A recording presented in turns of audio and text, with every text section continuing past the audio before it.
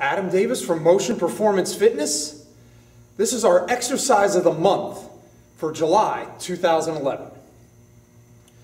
This exercise is actually called a wall ball squat, and the reason why I bring it up is because literally in the last 11 years of me training, I really haven't seen too many people have proper technique on this exercise. And the reason why is a lot of it has to do with glute activation and core and low back activation that's not there, where people are getting on this too soon. It's actually a beginner exercise, yet there's other key components that aren't developed in order to do it right.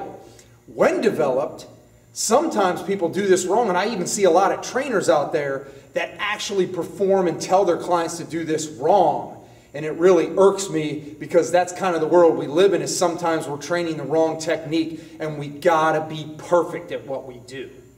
As far as a ball squat, before I demonstrate, we're gonna look at the chart here to give you an idea of the proper technique. And the key with a squat, most people think, and when I draw my little figures here, don't get distracted, I'm not the best artist right now. Most people think the squat, see our little head, actually looks like this, like you're sitting in a seat. And the key is, that actually is wrong when it comes to related of a squat. The knee joints and the hip joint is actually in a bad position for the back. Yet, we see this a lot on the ball, where we put that stability ball behind us on the wall, and people are just dropping, getting into that perfect position like you're sitting in a seat. That is actually wrong, yet you see it all the time. Okay, so a perfect squat, in reality, looks more like this, more like a Z. And what we're really looking at is, we want the back to be parallel to the calves.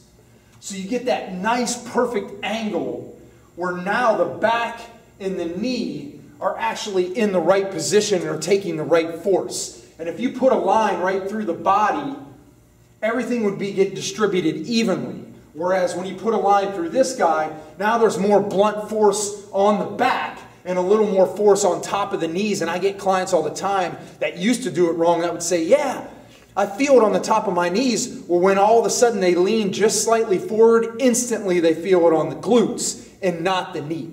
So let's go ahead and demonstrate this and show you what this exercise is. Starting our ball squat, you're actually obviously going to put the ball right on the lower part of the sacrum, the low back, tailbone area, but still have it in contact with the back. The key here that you're really looking for, once again, feet shoulder width apart. You want to draw the stomach in, get the abs real tight. And what you're going to do is drop. Now, once again, from the chart, we don't want to be perfectly straight. We want that chest to slightly move in front.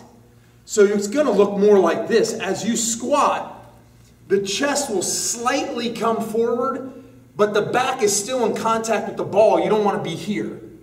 So the ball is in contact with the back. You're leaning slightly over. And now if you looked at the calves are slightly going back. The upper torso is slightly going back, and you're getting that good angle for the joints to be safe. So what you'll do is squeeze the abs, keep the stomach real tight, get down, and as you come up, you blow out. Keeping the hands on the sides and keeping more erect to really get that core and those glutes to fire up. If you don't lean over, you're definitely putting the joints at risk. So once again, leaning that chest over just slightly, get fairly low, get those good angles in, and driving back up through the heels and the balls of the feet. That is the ball squat, and that's how it's done perfect. This is Motion Performance Fitness, putting motion back into life.